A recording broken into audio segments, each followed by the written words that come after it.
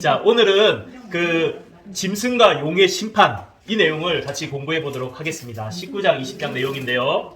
우리가 먼저 잠깐 복습하면은 12장에서 14장은 대접 심판을 받을 수밖에 없었던 배경을 살펴봤어요. 용과 짐승이 성도들을 박해하는 내용.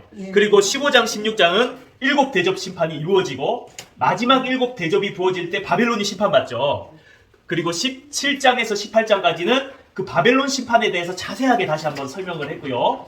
자, 그리고 오늘 19장, 20장에서는 이 바벨론의 배후에 있었던 짐승, 적그리스도와 용에 대해서, 사탄에 대한 심판에 대해서 오늘 살펴보도록 하겠습니다.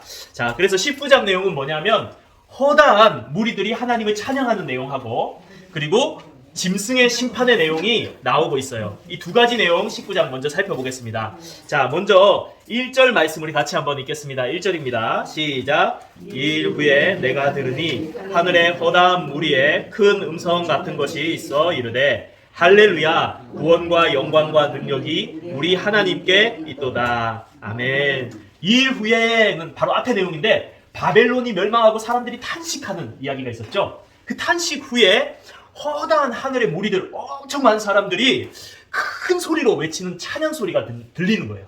앞에서는 탄식인데 오늘 본문에는 찬양이 나와요.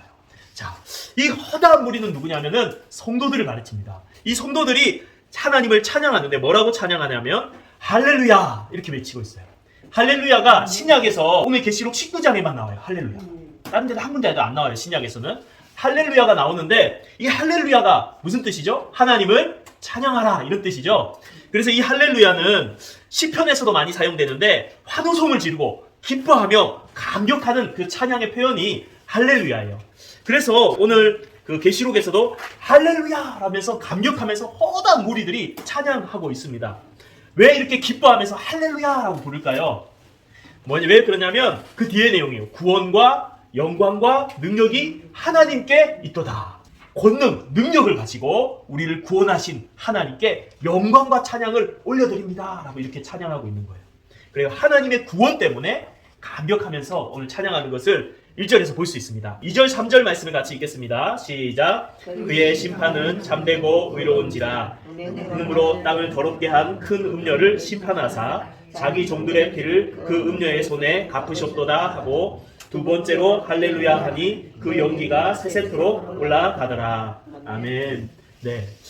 그 심판이 참되고 의롭다라고 말해요. 무슨 내용이냐면은 앞에 우리 17장 18장 바벨론을 심판하고 그 백성을 구원하신 하나님의 이 심판이 참되다, 의로운 심판이다 라고 고백을 하면서 큰 음녀 바벨론이 하나님께 심판을 받았다. 그렇게 찬양하면서 아까 그 허다한 무리가 찬양을 시작할 때 제일 처음에 뭐라고 했죠? 할렐루야 했죠.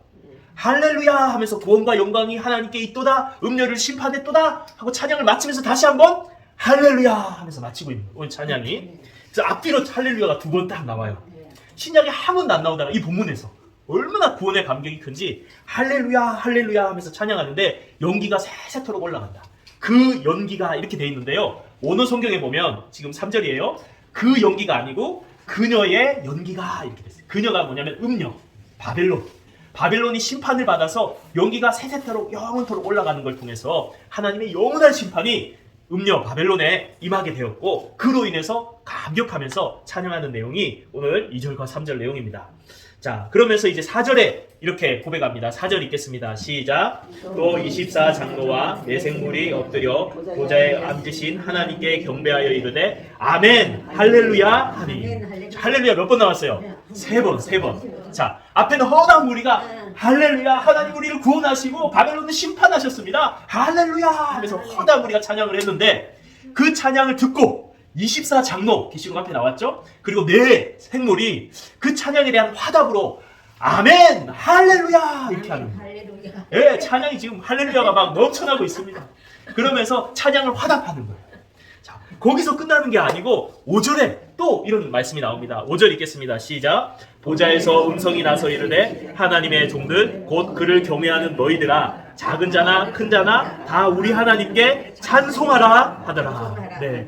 보좌에서 음성이 났는데 이건 하나님 음성이 아니에요. 뒤에 가면은 우리 하나님께 경배하라 이렇게 말하잖아요. 하나님이 자신에게 하나님께 경배하라 이렇게 표현을 안 하기 때문에 천사라고 학자들은 봅니다. 자, 앞에 허다한 무리들이 바벨론이 심판을 당하고 구원을 받은 무리에 대해서 감격하면서 할렐루야, 영광과 능력과 권능이 하나님께 있습니다. 할렐루야 하니까는 24장로와 내생물들이 그 찬양에 화답하면서 아멘, 할렐루야 하는 거예요.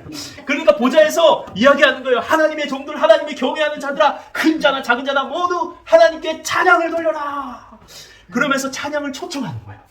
그래서 이 찬양은요, 그 하나님의 백성들을 향한 찬양, 오늘 지금 이 자리에 있는 우리들을 향해서도 구원하신 하나님을 함께 찬양하자고 찬양을 초청하고 있는 줄 믿습니다.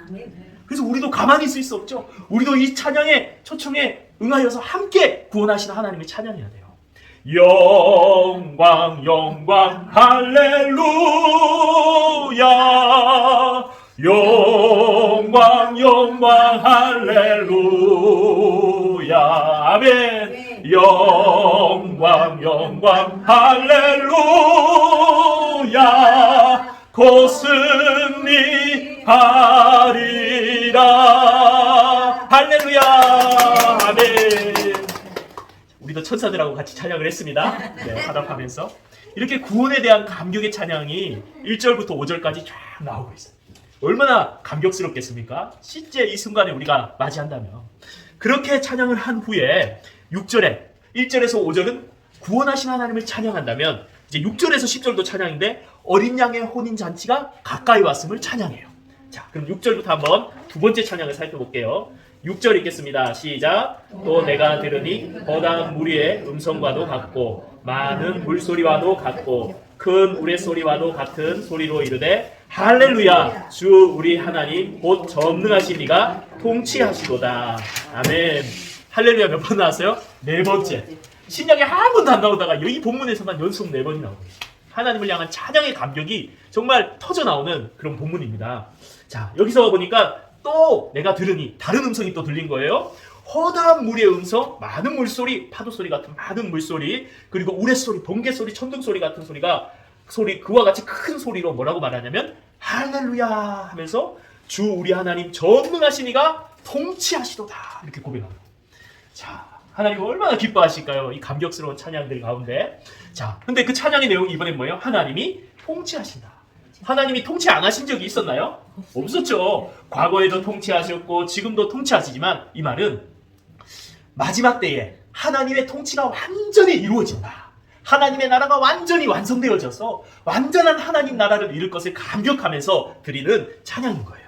자, 그러면서 이 하나님의 통치의 결과 나타나는 것이 뭐냐면 7절이에요. 자, 7절 말씀을 읽겠습니다. 시작. 우리가 즐거워하고 크게 기뻐하며 그에게 영광을 돌리세. 어린 양의 혼인 기약이 이르렀고 그의 아내가 자신을 준비하였으므로. 8절도 보겠습니다. 그에게 빛나고 깨끗한 세마포 옷을 입도록 허락하셨으니 이 세마포 옷은 성도들의 옳은 행실이로다 하더라. 아멘. 자, 보니까 정말 찬양 속에 즐거움과 감격이 넘치고 있어요. 7절에도 즐거워하고 크게 기뻐하며 그에게 영광을 돌리세 하면서 하나님의 찬양해요. 그 이유가 뭐냐면 어린 양의 혼인 기약이 이르렀고 그의 아내가 자신을 준비되었다. 이제 세마포 옷이 입도록 허락되었다. 이런 내용입니다. 자, 요걸 이해하려면은 성경시대의 결혼식이 어땠는가 이해해야 돼요. 이 성경시대의 결혼식이 어땠냐면은 한 번에 딱 결혼하는 게 아니고 하는 눈 맞았어. 그래가지고 한 번에 딱 결혼하는 게 아니고 약혼식이 있었어요. 성경에는 이 약혼을 한 다음에는 부부로 인정이 됐어요. 그래서 신부는 이제 다른 남자 또 선보러 가고 이런 거 못했어요. 이제 신부로 인정이 되기 때문에 결혼식 할 때까지 어떻게 해야 되냐면 혼인잔치 할 때까지 순결하게 자기를 지키고 신랑을 준비해야 되는 거예요. 자, 이렇게 정절을 지키면서 순결하게 신부는 그때를 기다려야 되고 그렇게 준비해야 되고 신랑은 뭐 해야 되냐? 집을 지어야 돼. 신혼집을. 그래서 아버지 감독하에서 신혼집을 다 준비하고 집이 다 완성되면 그때 이제 결혼식을 하는 거예요. 그럼 신부에게 찾아와서 집에 와서 신부를 데리고 그리고 신부와 함께 신혼집에 들어가면 거기서 혼인잔치가 벌어지면서 결혼식이 되는 거예요. 최고의 잔치, 이스라엘 최고의 축제가 바로 그 사람들의 큰 축제가 뭐냐면 바로 결혼식이었어요. 자, 이런 배경을 이해하고 요한계시록을 봐야 돼요. 예수님께서 부활 승천하셨잖아요. 그러면서 뭐라고 했어요? 내가 너희 거할 곳을 다 예비하면 요한복음에 너희를 다시 데리러 오겠다. 신부인 너희를 데리러 오겠다. 진짜 예수님이 올라가서 지금 목수하면서 집 짓고 계실까요? 천국에서? 그 얘기가 아니 비유예요. 비유. 한 너희 신부를 맞이할 하나님 나라의 집이 완성되면, 이 표현은 뭐냐면 때가 되면, 하나님께서 결혼식의 때가 되면 데리러 오겠다는 거예요. 예수님께서 데리러 오실 때 어떻게 돼요? 공중에서 우리를 이 땅에 임하셔서 우리를 데리러 오시겠죠? 그때 신부된 하나님의 백성들은 한 예수님을 맞이하고 함께 완성된 새하늘과 새 땅 가운데 하나님 나라에 들어가게 될 줄로 믿습니다. 그 새하늘 새 땅에 들어가는 그것을 뭐라 그러냐면 혼인 잔치다라고 말해요. 우리가 하나님 나라가 완성되고 그 나라 들어갈 때에 어린 양의 신부로서 들어가고 그 영광스러운 혼인잔치에 이르게 될 줄로 믿습니다. 자, 여기서 그의 아내가 준비되었다 이 표현이 7절 말씀에 있는데 단장하였다는 거죠. 결혼식을 앞두고. 이 말은 영적으로 순결함을 지켰다라는 거예요. 신부로서. 그리고 8절에 빛나고 깨끗한 세마포 옷을 입게 허락하셨다. 자, 신부가 음녀는 어떤 옷을 입었어요? 자줏빛 붉은 옷, 그리고 금 막 보석으로 치장했어요. 음녀는. 근데 대조적으로 신부는 깨끗한 세마포 옷을 입고 있어요. 자, 이 옷을 스스로 입었어요? 허락하셨어요? 허락하셨어요. 하나님의 은혜로 하나님 허락하셔서 입혀주셨어요. 그런데 뒤에 보면은 이 세마포 옷이 뭐라고 그래요? 성도들의 옳은 행실이다. 이렇게 말하고 있어요. 자, 이게 무슨 뜻이냐면은, 자, 예수님을 믿는 믿음을 가진 성도들이 그 믿음을 지키고 그 믿음에 합당하게 옳게 살아가는 삶을 살아감을 통해서 하나님은 그 모습을 보고 그에 합당한 영광과 의로 옷 입혀 주신다라는 것입니다. 이건 행함으로 구원받는다는 얘기가 아니고 믿음에 대한 참된 열매로서 구원받은 하나님의 백성의 증거로서 이런 옳은 행실의 열매가 나타나는 자에게 하나님께서 세마포 옷, 영광과 의로서 하나님 나라에 들어가기 합당한 옷을 입혀주신다라는 뜻인 줄로 믿습니다.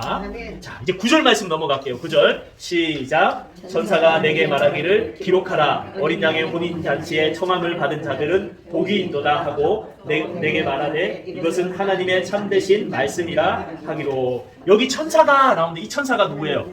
누굴까요? 이 천사는 17장에 나온 천사가 지금 계속 말하고 있는 거예요. 17장의 천사는 어떤 천사냐면은 7 대접 심판을 했던 천사 중에 한 명이었어요. 그 천사가 17장부터 계속 설명을 해주고 있어요. 본문까지 왔어요. 이 천사가 뭐라 말하냐면 어린 양의 혼인잔치에 청함받은 자들은 복이 있도다. 앞에서는 뭐랬죠? 어린 양의 신부였죠. 근데 오늘 9절에서는 뭐예요? 청함을 받은 손님이죠. 그렇습니다. 우리 정체성은요, 어린 양의 신부인 동체에 천국 잔치에 초대받은 손님인 줄로 믿습니다. 그래서 이 놀라운 천국 잔치에 참여하게 되는 것이죠. 그러면서 이 말이 참되니까 기록하라 라고 이야기하고 있습니다. 자, 이 말씀 한번 묵상하면서 이런 생각을 해봤어요. 제가 신부가 안 돼봐서 참 모르겠는데 신부 되면 어때요? 결혼식 바로 직전에 막 집사람 밤에 잠을 못 잤다 그러더라고요. 제가 너무 좋아서 그런지. 네. 어쨌든 간에 신부가 결혼 직전에 얼마나 설레이고 기대되고 막 그러겠어요. 그처럼 하나님 나라의 신부로서 그 혼인잔치를 들어갈 것을 우리가 기대하고 소망하고 기뻐하면서 그 잔치를 기다려야 될 줄 믿습니다. 그때까지 어떻게 하냐? 우리 자신을 순결하게 우리 믿음을 지키고 우리 행실을 지키면서 신랑 되신 주님 오심을 기다리는 그 순결한 신앙의 삶을 우리가 살아가야 될 줄로 믿습니다. 자, 일제강점기 때 신사참배를 강요했어요. 그때 끝까지 믿음을 지키고 신사참배를 안 한 영적인 순결을 지킨 목사님이 있어요. 여러분 아시는 주기철 목사님. 일제에 의해서 박해도 많이 받았지만 교회에 의해서도 박해를 받았어요. 신사참배를 이미 한 배교를 해버린 목사님들이 이 주기철 목사님을 향해서 공격했어. 비난했어요. 뭐라고 말했냐면 주기철 목사, 당신만 생각하지 마. 당신 때문에 교회가 다 죽어. 사람이 지혜롭게 생각해야지. 마음만 안 그러면 될 것 아냐. 그냥 고개만 숙여. 잘난 척하지 말고 고개 숙이라고. 당신만 믿음 있어? 나도 믿음 있다고. 주기철, 당신 교만한 사람이야. 고개 숙인다고 마음도 숙이나? 어쩔 수 없으니 그러는 거지. 이렇게 목사님들이 공격한다면은 그런가? 하고 정말 넘어갈 수도 있을 것 같아요. 그런데 주기철 목사님은요, 정말 옥고를 지르고 순교의 자리에 가기까지 끝까지 어린 양의 신부로서 자신의 신앙을 지켜내는 것을 보게 됩니다. 이 마지막 때에 많은 유혹과 신앙의 타협과 그리고 공격이 있지만은 우리가 어린 양의 신부로서 우리 믿음을 끝까지 지켜야 될 줄로 믿습니다. 자, 그럼 10절로 넘어가 볼게요. 우리 10절 말씀 읽겠습니다. 시작. 내가 그 발 엎드려 경배하려 하니 그가 나에게 말하기를 나는 너와 예수의 증언을 받은 내 형제들과 같이 된 종이니 삼가 그리하지 말고 오직 하나님께 경배하라. 예수의 증언은 예언의 영이라 하더라. 아멘. 네, 이 천사한테 지금 세례 요한이 계시를 들은 거죠. 본 거죠. 그래서 너무 이 계시를 감격하면서 이 천사한테 경배하려고 한 거예요. 엎드린 거예요. 요한이. 그러자 이 천사가 나는 형제들과 너와 같이 동일한 하나님의 종일 뿐이다. 나한테 경배하지 말고 오직 하나님께만 경배를 드려라. 이렇게 이야기합니다. 그러면서 하는 말이 예수의 증언은 예언의 영이라. 이런 말이에요. 이 말이 뭘까요? 예수의 증언은 예언의 영이라. 이 말은 내가 한 말은 내 말이 아니라 예수님이 나에게 주신 말씀이고 예수님의 증언이다. 나는 그것을 받아서 그대로 말했을 뿐이다. 내 말이 아니다. 예수님 증언이다. 그리고 이 말씀은 예언의 영이다. 하나님의 성령에 의해서 너에게 감동되어지고 깨닫게 하심으로 하나님으로부터 주어진 말씀이다. 그러니 나에게 경배할 것이 아니라 예수님 말씀이고 성령이 깨닫게 하신 말씀이니까 마땅히 하나님께만 경배를 드려라. 이런 이야기. 그렇습니다. 우리가 오직 저도 목회자로서 두려운 게 내가 하나님 영광 가릴까 봐 그게 너무 두려워요. 오직 우리는 하나님만을 드러내는 그런 도구들이 되시기를 주님의 이름으로 축복합니다. 자, 그러면서 이제 찬양이 끝났어요. 19장 1절에서 10절까지는 찬양이 나왔죠. 자, 19장 11절에서 21절까지 말씀은 바로 짐승에 대한 심판이 나와요. 짐승과 땅의 왕들과 군대들에 대한 심판, 적그리스도를 향한 심판의 내용이 11절, 19장 11절에서 21절까지 나오는데요. 자, 우리 11절 말씀을 다 같이 읽겠습니다. 시작. 하늘이 열린 것을 보니 보라 백마와 그 탄 자가 있으니 그 이름은 충신과 진실이라. 그가 공의로 심판하며 싸우더라. 아멘. 하늘이 쫙 열리고 백마를 탄 분이 있어요. 그리고 그 이름이 충신과 진실 그리고 공의로 싸우는 분이에요. 이분이 누굴까요? 백마 타신 분. 이단 교주들은 백마 타고 사진 찍어요. 그리고 내가 바로 이 성경에 나왔던 그 사람이다. 구원자다. 이렇게 말해요. 틀렸죠. 그 사람들의 말은. 자, 그래서 백마 탄 교주들이 엄청 많아요. 자, 진짜 백마를 탔어요. 참 웃기죠. 이게 상징적인 의미인지도 모르고 문자적으로 보고 있어요. 자, 이 백마 타신 분 누굴까요? 예수님, 예수 그리스도인 줄로 믿습니다. 이 백마는 로마에서 전쟁에서 승리했을 때 승리한 그 장군이 타고 들어오는 행렬에 타고 들어오는 그런 말이에요. 자, 이 백마라는 것은 승리를 의미합니다.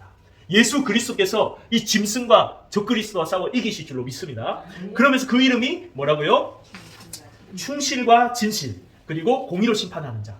그 예수님이 어떤 분인지 나타나고 심판이 무엇인지 나타내는 거예요. 예수님이 충성되게 하나님의 명을 받아 심판을 행하시는 분이고 진실되게 불의와 싸워 심판하시는 분이며 공의롭게 세상을 심판하는 분이시다라는 것을 알려주고 있는 말씀이에요. 자, 12절 말씀을 보겠습니다. 예수님에 대해서 더 묘사하는데요. 시작. 그 눈은 불꽃 같고 그 머리에는 많은 관들이 있고 또 이름 쓴 것 하나가 있으니 자기밖에 아는 자가 없고. 자, 이 다시 오실 예수님의 모습이 어떻습니까? 눈이 불꽃 같다. 그 예수님의 눈에서 피할 수 있는 자가 아무도 없다. 그 심판을 피할 수 있는 자가 없다는 겁니다. 그리고 머리에는 뭐가 있어요? 많은 관들이 있다. 왕관들이 있다. 면류관들이 있다는 거예요. 자, 용이 면류관을 썼죠. 몇 개 썼어요? 7개. 짐승이 면류관을 썼죠. 몇 개 썼어요? 10개. 예수님은 면류관 몇 개 썼어요? 많은 관들. 이 면류관, 관이라는 것은 무엇을 의미하냐면은 권세를 의미합니다. 권세. 자, 그런데 예수님은 관이 많다는 것은 무한한 주권을 가지신 분이 누구시다? 예수님. 무한한 주권을 가지고 온 세상을 심판하시고 통치하시는 분임을 보여주고 있어요. 그리고 이름 쓴 것이 하나가 있는데 자기밖에는 예수님밖에는 알 자가 없다. 도대체 이게 무슨 표현일까요? 이 표현은 예수님께서 다시 오실 그 예수님의 신비와 비밀됨에 대해서 이야기합니다. 무슨 뜻이냐면 실제로 예수님이 다시 오실 때 그 영광과 신적인 위엄과 참된 본질을 재림하실 때까지 아무도 알지 못해요. 얼마나 크고 영광스러운지 가늠할 수 없어요. 신비해요. 그렇기 때문에 예수님밖에는 알 자가 없다라고 그 재림하실 주님의 영광과 그 실제를 신비로서 이렇게 표현하고 있습니다. 자, 그러면서 13절 이렇게 말씀합니다. 13절 시작. 또 그가 피 뿌린 옷을 입었는데 그 이름은 하나님의 말씀이라 칭하더라. 네, 피 뿌린 옷이란 표현은 예수님의 피가 아니라 구약에 보면은 이사야서 63장에 보면은 대적들을 짓밟아서 그 피가 옷에 튀었다 이런 표현들이 구약에 쓰고 있어요. 이것은 하나님께서 원수들을 심판하시고 그 원수들의 피가 옷에 묻는 것을 말해요. 그래서 예수님께서 원수들을 심판하실 것을 의미하는 표현입니다. 자, 그리고 하나님의 말씀이라 칭하는데, 자, 요한복음 1장에 예수님을 뭐라고 말합니까? 태초에 말씀이 계시니라. 예수님은 하나님의 말씀으로 표현됩니다.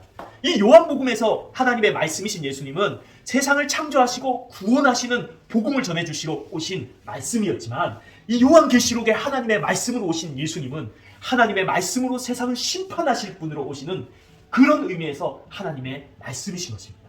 자, 이미지가 확 다르죠? 자, 그러면서 14절에 이렇게 이야기합니다. 14절 시작. 하늘에 있는 군대들이 희고 깨끗한 세마포 옷을 입고 백마를 타고 그를 따르더라. 네, 예수님만 백마 탄 게 아니라 하늘에 있는 군대들도 뭘 탔어요? 희고 깨끗한 세마포 옷을 입고 백마를 탔어요. 자, 이 희고 깨끗한 세마포 옷을 입고 백마를 탄 사람 누굴까요? 자, 성경에 보면 희고 깨끗한 세마포를 입은 사람들을 성도라고 말합니다. 또 천사들도 그렇게 표현하고 있어요. 그래서 학자들은 성도들과 천사들을 의미한다. 예수님 재림하실 때에 혼자 오시지 않죠? 수많은 성도들이 함께 오며 천사들도 함께 호위하면서 다시 이 땅에 오실 것입니다. 그 장면을 묘사하고 있는 거예요. 상징적으로. 진짜 말 타고 오는 거 아니에요. 상징적인 의미입니다. 자, 그렇게 표현하고 있는 거예요. 그래서 마지막 때에 그 영적인 심판의 전쟁에 예수님께서 말씀으로 그 짐승과 악한 세력들을 다 이기실 줄로 믿습니다. 실제적으로 천사나 하늘의 성도들이 싸우는 게 아니고 예수님 말씀 한 방에 그냥 끝나기 때문에 그 이긴 승리에 동참할 뿐이지 싸움을 할 필요조차도 없는 거예요.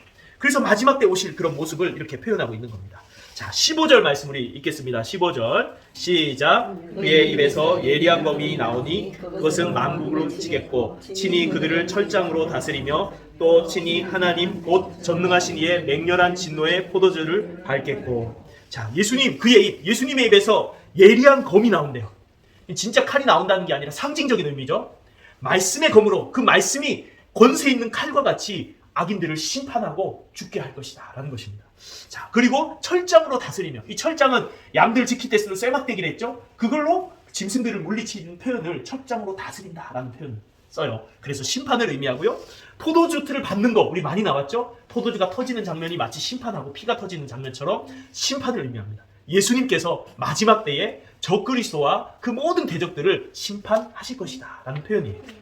자, 16절 말씀을 보겠습니다. 시작. 그의 이름을 쓴 것이 있으니 만왕의 왕이요 만주의 주라 하였더라. 네, 자, 그 옷과 다리에 잘 보이는 곳에 이름이 써 있는데 예수 그리스도의 이름이 만왕의 왕 만주의 주. 이 표현을 누가 썼냐면 당시 1세기 이 요한계시록 쓰여질 때 로마 황제가 자기한테 썼어요. 만주의 주고 나는 만왕의 왕. 근데 하나님께서는 이 요한계시록을 통해서 분명하게 보여줘요. 로마 황제가 아무리 박해하고 두렵다 할지라도 두려워하지 말라. 참된 만주의 주, 참된 만왕의 왕은 예수 그리스도시다. 그가 이기시고 모든 것을 심판하실 것이다. 그렇게 말씀하고 있습니다. 자, 그러면서 17절, 18절로 넘어갑니다. 자, 이제 예수님의 모습을 묘사했다면, 자, 17절, 18절에서 심판 직전의 상황을 표현합니다. 시작. 또 내가 보니 한 천사가 태양 안에 서서 공중에서 나는 모든 죄를 향하여 끊은 손으로 외치며 이르되 어서 하나님의 큰 잔치에 모여 왕들과 장사들의 살과 말들과 그것을 탄 자들과 살과 자유인들이나 종들이나 작은 자나 큰 자나 모든 자의 살을 먹으라 하더라. 네, 전쟁, 이제 예수님이 재림 장면을 쫙 일어날 일들을 보여주고 실제로 그것이 일어나기 직전 상황을 이제 보여주는데요. 태양 한가운데 천사가 있어요. 그러면서 큰 소리로 외치는 거예요. 공중의 새를 향해서. 너희들 다 와서 하나님이 베푼 잔치에 와서 먹어라. 이 말이 뭐예요? 이 적그리스도와 세상에 예수님을 대적한 모든 사람들이 다 죽게 될 것이고 시체가 될 것이니까 독수리들, 새들이 와서 잡아먹으라. 이것이 표현하는 것은 하나님 예수 그리스도께서 반드시 승리할 것이다 라고 말하는 거예요. 이 태양 가운데서 서서 외쳤다는 것은 너무나 분명하고 천하에 성취될 일들을 천하 모든 새들에게 알리기 위해서 태양 가운데 서서 외쳤다라고 이렇게 표현을 하고 있어요. 자, 그러면서 이제 드디어 예수님이 심판을 하십니다. 19절에서 21절까지 말씀, 19절에서 21절까지 읽겠습니다. 시작. 또 내가 보매 그 짐승과 땅의 짐승들과 그들의 군대들이 모여 그 말 탄 자와 그의 군대와 더불어 전쟁을 일으키다가 짐승이 잡히고 그 앞에 표적을 행하던 거짓 선지자도 함께 잡혔으니 이는 짐승의 표를 받고 그의 우상에게 경배하던 자들을 표적으로 미혹하던 자라. 이 둘이 산채로 유황불 붓는 못에 던져지고 그 나머지는 말탄 자의 입으로부터 나오는 검의 죽음에 모든 새가 그들의 살로 배불리더라. 아멘. 자, 어떤 일이 벌어집니까? 짐승, 적그리스도라고 그랬죠? 그 적그리스도가 땅의 임금들 그리고 그들의 군대들을 모두 모아서 말탄자, 백마를 탄 자, 예수 그리스도와 하나님의 그 군대와 더불어 전쟁을 일으키는데 어떻게 돼요? 상대가 될까요? 안 될까요? 뭐 전쟁이 크게 묘사되지도 않아요. 한 방에 끝나버리기 때문에. 예수님이 너무 쉽게 이겨버려요. 그래서 짐승이 어떻게 해요? 잡히고 그리고 거짓 선지자도 잡혀서 불붙는 유황못에 던져지고 그 다음에 어떤 일이 벌어집니까? 나머지는 땅의 왕들과 군대는 말탄 자의 예수님의 입에서 나오는 검으로 말미암아 죽음의 새들이 와서 먹더라. 한 방에 끝나버립니다. 상대도 안 돼요. 이 땅의 대적들이 아무리 두려워도 예수 그리스도가 반드시 이길 줄로 믿습니다. 자, 여기서 근데 한 가지 우리 개념을 조금 정리하고 갈게요. 여기 보면 유황불 붙는 못 나오죠. 유황불 붙는 못. 자, 20절에 나오죠. 예, 이게 19장, 20장에만 나오는 표현인데 불못이라고도 이야기하고 합니다. 불못, 유황불 타는 못 같은 이야기예요. 자, 이 불못이 도대체 무슨 뜻일까요? 요거를 우리가 한번 정리하고 넘어가면 좋을 것 같아요. 자, 이 불못을 알기 위해서는 먼저 음부가 뭔지 알아야 돼요. 음부. 성경에 보면 음부라는 표현이 나오는데 이 음부는 헬라어로 하데스인데 뜻이 뭐냐면 죽은 영혼들이 가는 그늘진 땅속 거처. 땅속에 죽은 자들이 가는 거처예요. 그게 하데스, 음부, 성경이 말하는 음부인데 이 음부가 성경에서 두 가지 뜻으로 써요. 죽음이나 무덤, 무덤이나 죽음을 이 음부라고도 표현하기도 하고 또 하나는 지옥의 의미로 써요. 지옥. 무슨 표현이냐면 그 부자와 나사로 이야기 아시죠? 부자가 죽어서 나사로는 아브라함의 품에 가고 부자는 죽어서 어디로 갑니까? 음부에. 성경에 보면 음부라고 해요. 음부에 떨어져요. 근데 그 음부가 어떤 곳이에요? 불꽃 가운데서 부자가 뭐예요? 괴로워해요. 물 한 방울만 내 혀에 닿게 해달라고. 이 음부에 뭐가 있냐면 불꽃이 있고 심판을 받고 있다는 걸 알 수 있어요. 그래서 이 음부가 무엇이냐면은 죽은 불신자의 영혼들이 심판받는 장소 지옥을 말해요. 자, 이 지옥. 자, 음부가 지옥의 의미를 가지고 있습니다. 자, 또 이 성경 방금 본문에 나오는 불못. 이 불못은 뭘까요? 이 불못은 원어로 헤림메투 퓨리오스인데 이 림메는 못, 호수, 바다 이런 뜻이고 퓨리오스는 불이에요. 불. 불의 못, 불의 바다 이렇게 해요. 그래서 우리 성경은 불못 이렇게 돼 있는데 세번역 성경은 불바다 이렇게 했어요. 불바다. 자, 이 불못은 19장 20절에서 누가 떨어지는 거예요? 예수 믿지 않는 불신자들의 영혼과 육신이 함께 떨어져서 심판을 받는 장소예요. 음부가 영혼만 고통을 당한 지옥이라면 불못은 최후의 심판 때에 영혼과 육신이 함께 심판을 당하는 완성된 지옥을 말해요. 우리가 하나님 나라도 그렇잖아요. 우리 죽어서 천국 간다. 하나님 나라 간다. 우리 영혼이 하나님 나라 가죠. 근데 마지막 때에 새하늘과 새 땅이 되고 하나님 나라가 이 세상 가운데 완성될 때 그것을 뭐라고 부르냐면 하나님 나라라고 똑같이. 앞에 있는 하나님 나라는 하늘에 있는 하나님의 나라는 우리 영혼만이 들어가서 거하는 곳이지만 이 땅에 완성될 하나님 나라는 우리 영혼과 육신이 함께 거하게 될 완성된 하나님 나라인 줄로 믿습니다. 지옥도 마찬가지인 거예요. 음부라고 불리우는 지옥은 우리의 영혼이 믿지 않는 영혼이 심판을 받는 장소지만 불못은 완성된 지옥이에요. 영혼과 육신이 함께 심판을 받는 곳이 불못입니다. 어쨌거나 중요한 것은 뭐냐면 적그리스도가 아무리 강하다 할지라도 그 대적하는 박해가 아무리 세다 할지라도 우리 예수님께 상대가 됩니까? 안 됩니까? 안 되죠. 그냥 길게 막 치열하게 싸우고 이것도 그냥 한 방에 끝나요. 말씀으로 다 죽고 그냥 잡혀서 불못에 던져지고. 자, 우리가 이처럼 마지막 때에 많은 시험과 박해와 어려움과 마귀의 공격이 있지만 여러분 두려워하지 마시기 바랍니다. 우리 예수님이 능히 이기시고 승리하실 줄 믿습니다. 승리할 거라고 승리할 사건을 미리 우리에게 보여주고 있는 줄 믿습니다. 얼마 전에 광저우 아시안게임 남자 축구 결승전 한일전으로 붙었죠. 네, 그것을 딱 볼 때 시작한 지 2분도 안 됐는데 일본이 한 골을 넣어요. 아, 저러다 지는 거 아닌가 걱정도 되고 아마 대한민국이 다 탄식했을 거야. 아마 염려하고 걱정하고 근심하고. 근데 후반부로 넘어가면서 어떻게 돼요? 한 골을 넣어가지고 동점하고 또 뒤로 가더니 또 한 골 넣어서 역전하고. 와, 얼마나 감격했는지. 너무 좋아요. 이겼죠? 자, 이 경기에 이긴 감격을 가지고 재방송을 그 감격을 다시 느껴보고 싶어 해서 이 결승전에 다시 재방송을 봐요. 2분이 지났는데 한 골 들어갔어요. 여러분 걱정할까요 안 할까요? 아무도 안 해요. 왜요? 이길 거 알고 있으니까 걱정하네. 아무리 무섭고 지네들이 뭔 짓을 해도 하나도 안 무서워. 이길 거거든. 확실하거든 그건요. 마찬가지예요. 이 마지막 때에 하나님이 미리 우리에게 답을 보여주신 거예요. 야, 마귀가 시험하지, 적그리스도 오고 엄청난 박해가 오고 두렵지. 하나도 무서워하지 마. 내가 다시 올 때에 그들을 모두 심판하고 우리가 함께 이길 것이야 라고 승리의 확신을 우리에게 주신 줄로 믿습니다. 그러므로 그리스도인들은 요한계시를 보고 무섭지 않아요. 더 승리의 확신을 가지고 더 소망을 가지고 더 기쁨을 가지고 더 담대하게 나가야 될 줄로 믿습니다.